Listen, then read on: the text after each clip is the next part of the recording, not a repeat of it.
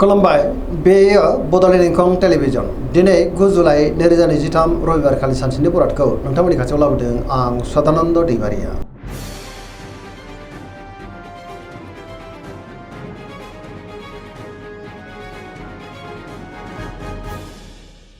सिगां फरायनो लादों मेष राशि गिबि हांखो अ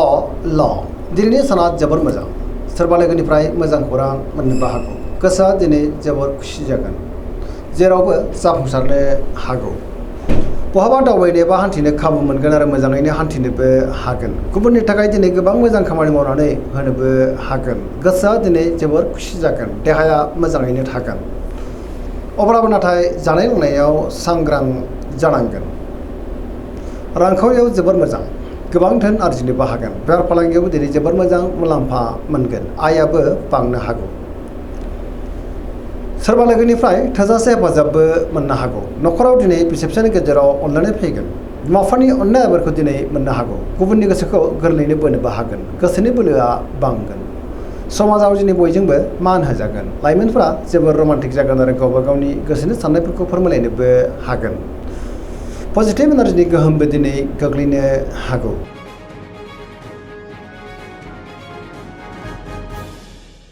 वृष राशि गिबि हांखो इ उ ब दिनैनि साना जोबोर मोजां गोसोनि साननायफोरा दिनै मोगथाङाव जाफुंनोबो हागौ गोसोखौ जोबोर गोजोननाय मोनगोन गोसोनि बोलोआ बांगोन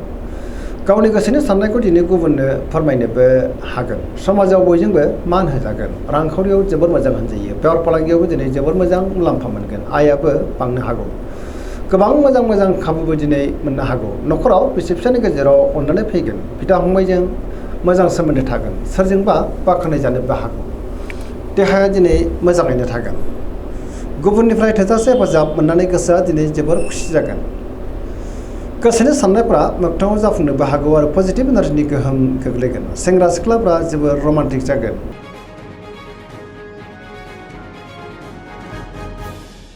मिथुन राशि गिबि हांखो ख स दिनैनि साना मोजां आरो गाज्रिनि गेजेरजों बाबेनलांनो हागौ नेगेटिभ एनार्जिनि गोहोम गोग्लैगोन गोसोनि साननायफ्रा देबारनांगोन गुबुननिफ्राय हरखाबै गाज्रि खौरांबो मोननो हागौ गोथों आरो गोग्गो साननो रोंनाय नङा गियाननि आंखाल जानोबो हागौ गोसोआ दिनै जोबोर उसुखुथु जागोन लाइमोनफ्रा जोबोर रमान्टिकबो जानो हागौ रांखावरियाव मोजां बेफार फालांगियावबो मोजां होनजायो न'खराव अनलायनाय फैगोन समाजाव मान मोननो हागोन गोसोनि बोलोआ बांगोन मावनो लानाय खामानिखौ नाथाय मावफुंनायाव माबा नङा माबा मोनसे हेंथा फैनोबो हागौ गोबां रोखोमनि गोरोन्थिबो जालांनो हागौ सांग्रां जानाया गाहाम लोगोफोरनिफ्राय हेफाजाब लानांनोबो हागौ गुबुनजों नाथाय मोजां सोमोन्दो लाखिनोबो रोंगोन लाइमोनफोरनि गोसोआ दिनै जोबोर आला खाला जागोन आरो नेगेटिभ एनार्जिनि गोहोमबो गोग्लैनो हागौ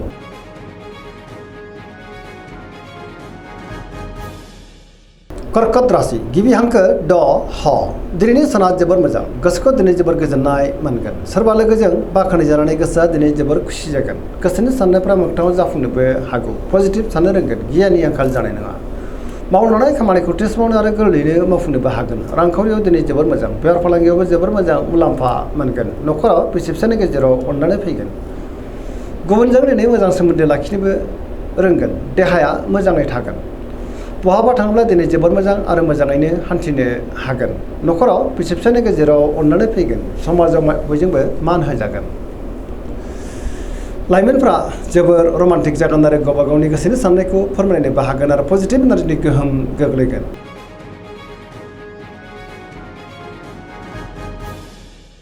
सिंह राशि गिबि हांखो म ट दिनैनि साना मोजां आरो गाज्रिनि गेजेरजों बाबेनलांनो हागौ गोसोखौ दिनै जोबोर गुलाय गुजाय मोनगोन गोसोआव गोनो गोथो साननायबो फैनो हागौ आरो नेगेटिभ साननाय फैगोन गोथों आरो गोग्गो साननो रोंनाय नङा मावनो लानाय खामानिखौ मावफुंनो हायोब्लाबो माबा नङा माबा मोनसे गोरोन्थिबो जानो हागौ सोरबा लोगोनिफ्राय हेफाजाब लानांगोन समाजाव लोगो लेवा बांनोबो हागौ बहाबा हान्थिनाय बा दावबायनो खाबु मोनगोन रांखावरियाव मोजां अब्लाबो नाथाय खरसायाबो बांनो हागौ बेफार फालांगियाव मोजां होनजायो गोसोनि साननायखौ गुबुननो फोरमायनो हागोन न'खराव अनलायनाय फैगोन बिदा फंबायनिफ्राय हेफाजाबखौ मोननो हागौ अब्लाबो नाथाय नेगेटिभ एनार्जिनि गोहोम गोग्लैनोबो हागौ देहाया दिनै बारा मोजां थानाय नङा गोबां रोखोमनि देहायारि जेंनाजों मोगा मोगि जानांनोबो हागौ जानाय लोंनायाव सांग्रां जानांगोन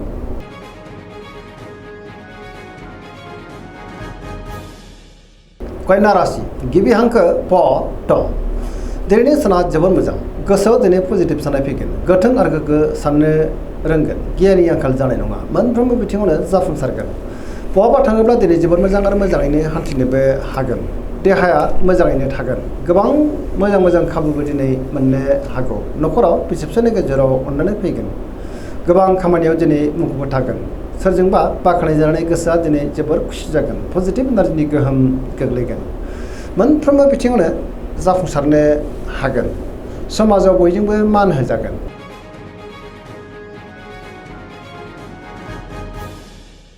तुला राशि गिबि हांखो र ट दिनैनि साना मोजां आरो गाज्रिनि गेजेरजों बाबेनलांनो हागौ गोबां रोखोमनि जेंना जेंनाजों मोगा मोगि जानांनोबो हागौ गोसोआव गोनो गोथो साननाय फैगोन गोसोनि साननायफ्रा देबर नांनो हागौ गुबुनजों मोजां सोमोन्दो लाखिनो रोंगोन अब्लाबो नाथाय माबा नङा माबा मोनसे गोरोन्थि मावफ्लांनोबो हागौ सांग्रां जानाया गाहाम देहाया दिनै बारा मोजां थानाय नङा जानाय लोंनायाव सांग्रां जानांगोन गोबां रोखोमनि देहायारि जेंनाजों मोगा मोगि जानांनो हागौ रांखावरियाव मोजां बेफार फालांगियावबो मोजां होनजायो न'खराव बिसि फिसायनि गेजेराव अननानै फैगोन समाजाव मान मोननो हागोन गुबुननि थाखाय नाङा फाङा जेंनायाव गोग्लैनांनोबो हागौ लोगोफोरनिफ्राय हेफाजाब मोननो हागोन गोदान थांखि लानो रोंनाय नङा सेंग्रा सिख्लाफोरनि गोसोआ दिनै जोबोर आला खाला जागोन आरो नेगेटिभ एनार्जिनि गोहोमबो गोग्लैनो हागौ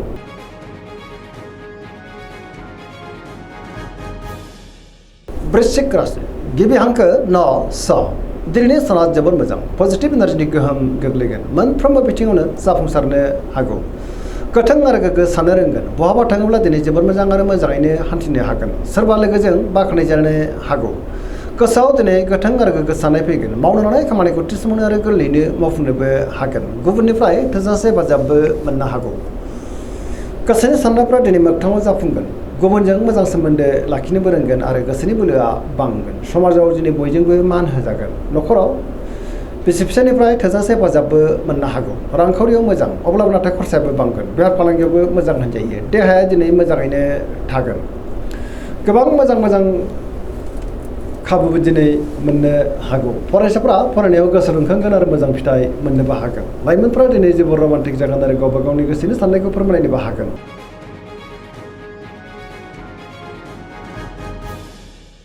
धनु राशि गिबि हांखो ढ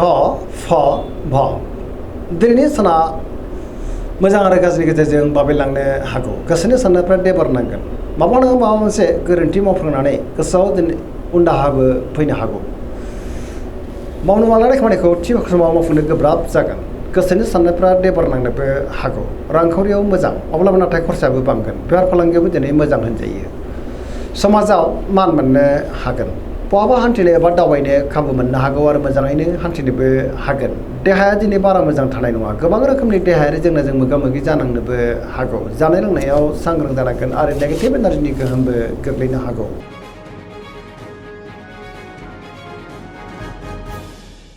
मकर राशि गिबि हांखो ख ज दिनैनि साना जोबोर मोजां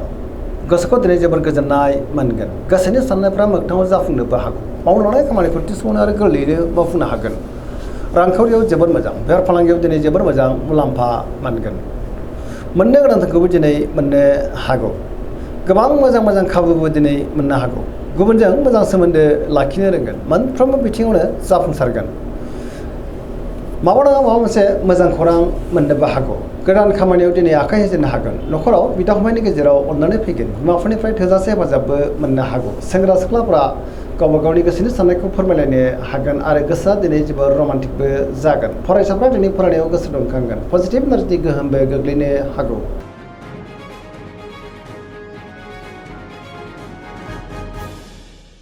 कुम्भ राशि गिबि हांखो ग स दिनैनि साना बारा मोजां नङा गोसोखौ दिनै जोबोर गुलाय गुजाय मोनगोन गोसोआव गोनो गोथो साननायबो फैनो हागौ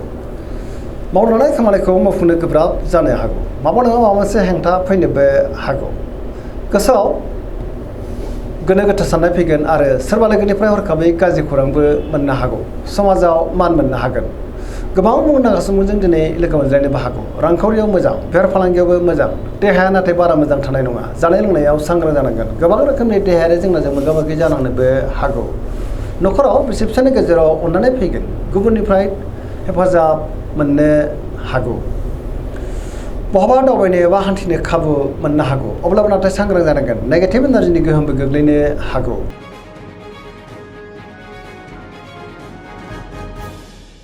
मीन राशि गिबि हांखो ड स दिनैनि साना जोबोर मोजां गुबुननि थाखाय गोबां मोजां खामानि मावनानै होनोबो हागोन गोसोआव पजिटिभ साननाय फैगोन गोथों आरो गोग्गो साननो रोंगोन बहाबा दावबायनो एबा हान्थिनो खाबु मोननोबो हागौ देहाया दिनै मोजाङैनो थागोन गोबां मोजां खाबुबो मोननो हागौ रांखावरियाव जोबोर मोजां बेफार फालांगियावबो दिनै जोबोर मोजां मुलाम्फा मोननो हागोन न'खराव बिसि फिसायनि गेजेराव अननानै फैगोन सोरजोंबा बाख्नाय जानो हागौ बहाबा थाङोब्ला दिनै जोबोर मोजां आरो मोजाङैनो हान्थिनो हागोन गोसोनि साननायफ्रा मोगथाङाव जाफुंगोन आरो मावनो लानाय खामानिखौ थि समाव गोरलैयैनो मावफुंनो हागोन फरायसाफ्रा दिनै फरायनायाव गोसो दुंखांगोन आरो मोजां फिथाइ मोननोबो हागोन पजिटिभ एनार्जिनि गोहोम गोग्लैगोन सरासनस्रायै दिनै साना जोबोर मोजां आरो मोजाङैनो बारग'लांगोन दिनैनि राशि फरायनाया एसेनोसै जोबनायाव बेखौनो खावलायो जाहाथे नोंथांमोना सानफ्रोमबो जोंनि बे बड'लेण्ड इंखं टेलिभिजनखौ नायबाय थायो आरो साबस्क्राइब खालामो लोगोसे लाइक खालामो आरो शेयार खालामो एसेनोसै गोजोन्थों